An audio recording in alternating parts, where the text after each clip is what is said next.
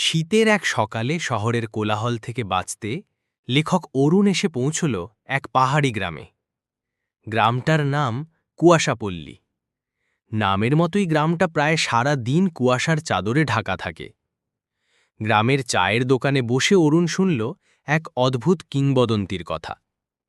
গ্রামের শেষে যে গভীর জঙ্গল, সেখানে নাকি অমাবস্যার রাতে এক মায়া হরিণ দেখা যায়। তার সারা গা থেকে নাকি নীল আলো বের হয়। যে তাকে ধরতে পারে তার ভাগ্য খুলে যায়।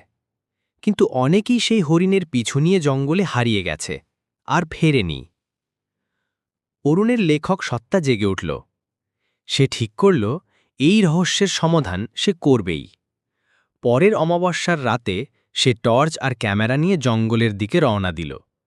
অনেক রাত পর্যন্ত অপেক্ষা করার পর হঠাৎ সে দেখল দূরে গাছের ফাঁক দিয়ে একটা নীল আভা দেখা যাচ্ছে। সত্যিই একটা হরিণের মতো আকৃতি। অরুণ মন্ত্রমুগ্ধের মতো সেদিকে এগিয়ে গেল। হরিণটা তাকে আরও গভীর জঙ্গলে নিয়ে যেতে লাগল। একসময় অরুণ দেখল সে একটা ছোট গুহার সামনে এসে দাঁড়িয়েছে। হরিণটা গুহার ভেতরে মিলিয়ে গেল।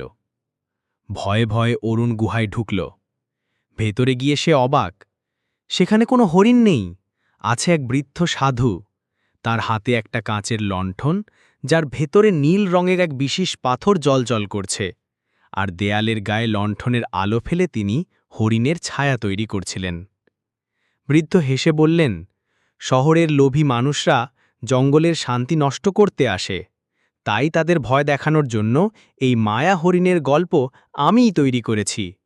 যারা সুচ্ছিষ্ট মন নিয়ে আসে তারাই শুধু আমার কাছে পৌঁছাতে পারে।